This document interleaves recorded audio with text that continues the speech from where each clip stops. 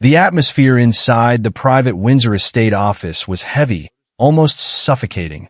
King Charles sat at the head of the polished oak table, his posture rigid, his expectation clear. A routine, seamless transfer of a historic royal estate. Beside him, documents lay prepared, their crisp edges hiding the complex legal obligations that were supposed to bind the Duchess of Edinburgh for years to come. Sophie, Duchess of Edinburgh, was known across the realm as the monarchy's quiet, reliable fixer. She was the one who showed up without fanfare, did the grueling work without complaint, and ensured that the royal machinery continued to hum along, even when the spotlight turned harsh. Yet, on this day, the air felt different. As she glanced at the signature line, her eyes caught something that stopped the room's rhythm dead in its tracks. The chair reserved for the independent legal advisor, a person promised to be present to ensure transparency and protect all parties, was empty. There was no note of absence, no digital connection, and no apology from the monarch's staff. It was a vacuum where a safeguard should have been. Sophie did not hesitate. She did not perform a polite, performative delay. She simply closed the folder, pushed the fountain pen back toward the king, and waited in a silence that was louder than any verbal argument. King Charles, accustomed to the immediate deference his position demanded, stared at her with a mix of shock and rising fury. He had expected the signature to be the final step in a process he deemed complete, but Sophie's gesture was not just a pause. It was an interrogation of power. Her refusal was not a tantrum. It was a calculated defense. She had spent the previous 2 days comparing the final agreement against an earlier draft, and the discrepancies were not mere typos. They were structural shifts. Clauses had been inserted that transferred significant financial exposure to her and Prince Edward, while simultaneously expanding the private office's control over the estate's daily operations. These were not trivial edits. They were fundamental changes that, if left unchecked, would trap them in a web of liability they never authorized. When Charles demanded to know who had put these ideas into her head, his question revealed the depth of his disconnect. He could not conceive that Sophie, the loyal, dependable Sophie, had reached this conclusion through her own diligence. He assumed rebellion was an infection, something whispered into her ear by a hidden enemy. But as Sophie met his gaze, her calm was absolute. She wasn't rebelling against the king. She was protecting the integrity of her family's future. The missing legal advisor was the final piece of evidence that this wasn't a mistake. It was a trap. By removing the one person whose job was to explain these clauses, the palace had hoped to steamroll the agreement before the fine print could be scrutinized. As the silence in the room stretched, it became clear that the machinery of the palace had been turned against its own, and for the first time in decades, the reliable Duchess had decided that duty did not require her to be silent in the face of deception. The heavy oak door of the estate office muffled the lingering tension, but outside in the private corridor, the atmosphere was hardly any lighter. Prince Edward stood waiting near a tall, arched window, his hands clasped behind his back, feeling the quiet dread that precedes an impending storm. When Sophie emerged from the room, holding the unsigned folder against her chest like a shield, he saw the resolve in her eyes and instantly understood that the signing had collapsed. Before a single word could be spoken between them, Edward pulled her slightly further down the hall, away from the prying eyes of passing aides and administrative assistants. He opened the revised agreement with a trembling hand, flipping straight to the altered clauses that had forced Sophie's hand. There, in stark black and white, were the long-term maintenance costs, the unilateral control over household appointments, and the sweeping provisions that dictated how future duties and inheritance rights could be quietly maneuvered away from their children.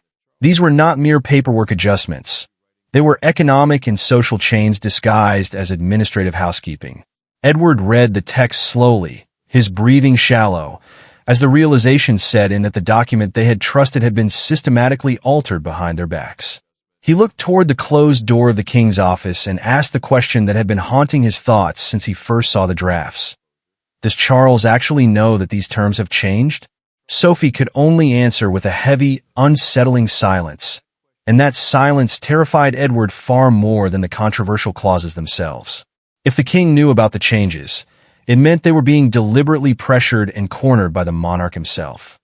And if the king did not know, It meant someone else within the inner sanctum was operating with terrifying impunity, rewriting royal documents and hiding behind the sovereign's absolute authority. Neither option offered comfort, leaving the prince caught in a suffocating dilemma where loyalty to the crown threatened to dismantle the safety of his own family. Edward knew all too well how quickly caution and questions could be twisted into the cardinal sin of disloyalty within the ruthless hierarchy of the Windsor family. Yet he also knew he could never ask his wife to blindly surrender her future and their children's security merely to preserve a fragile illusion of harmony. Sophie felt trapped between two agonizing loyalties, desperate to shield her husband from a devastating rift with the throne while yearning to believe that the monarch she had served faithfully for decades would never knowingly place them in such a perilous position.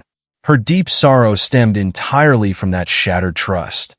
The realization that a king who had always praised her sharp judgment and unwavering discretion was now furious precisely because she had had the courage to use those exact qualities. The brutal irony of the situation hung heavily in the air. If someone spent years proving their absolute devotion, a legitimate legal concern should have been met with investigation and curiosity, not blind rage and swift retaliation. That immediate anger suggested a deeper, darker urgency. Someone inside the palace was frantically racing against a concealed deadline, desperate to force a signature before the truth behind the manipulated papers could be fully exposed. As Edward confessed that a senior palace official had quietly warned him not to ask too many questions because the king wanted the transfer completed with uncharacteristic haste, all the pieces fell agonizingly into place. Sophie realized that to uncover why the signing had suddenly become a matter of national emergency, she would have to retrace her steps back to the true origin of the conflict.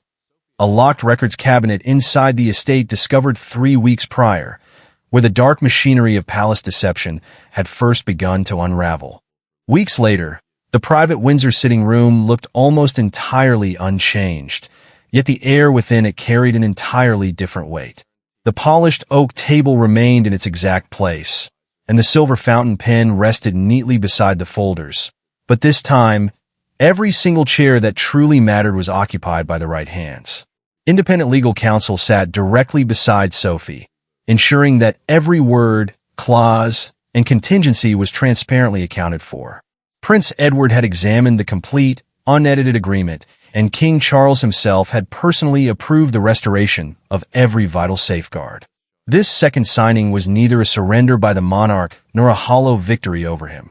Rather, it stood as undeniable proof that Sophie's courageous refusal had forced the institution of the monarchy to choose between blind, unquestioned obedience and true, accountable authority.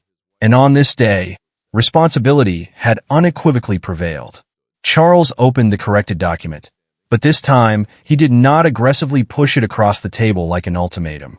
The revised agreement had completely stripped away the dangerous control clauses, reinstated the promised legal protections, and clearly separated the specific duties belonging to Sophie and Edward from the sovereign areas permanently retained by the crown. Those retained areas were the sections of the estate that remained strictly under the monarch's direct jurisdiction, handled entirely through his office without placing any hidden financial exposure, maintenance costs, or operational risks upon the couple.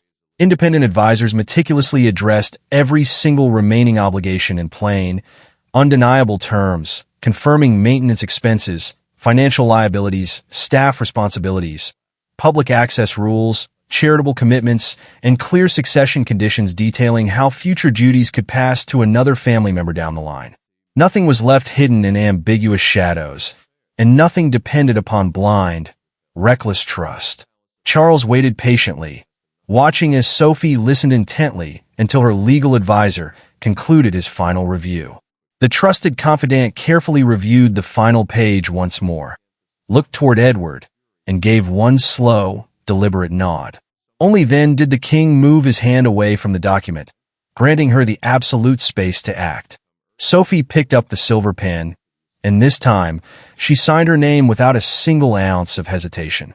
Charles watched quietly, refusing to rush her, interrupt her, or treat her consent as a mere ceremonial formality.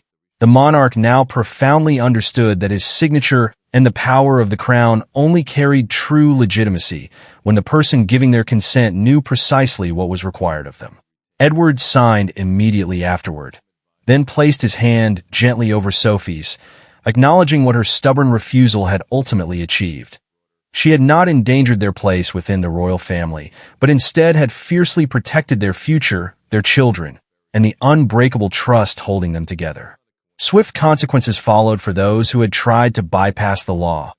The official who attempted to secure completion without legal scrutiny was permanently removed from all property negotiations, and Charles approved a strict new review procedure requiring complete disclosure and independent advice before any future family estate agreements could ever be finalized.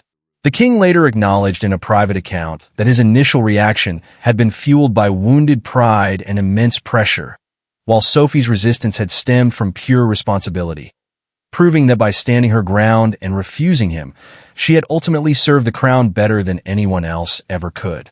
Sophie did not celebrate the tense confrontation. Her deep relief came simply from knowing that loyalty no longer demanded destructive silence, and that true trust had been successfully rebuilt through transparency and accountability. Charles closed the completed folder and handed it directly to her rather than passing it through an aide, signaling that the estate had been successfully transferred. The family bonds had survived the storm, and true dignity had returned to both sides of the table. Sophie's refusal had never weakened the crown. Instead, it had successfully prevented authority from decaying into coercion. And by forcing the king to finally listen, she helped the British monarchy emerge far more disciplined, deeply accountable, and infinitely stronger than before.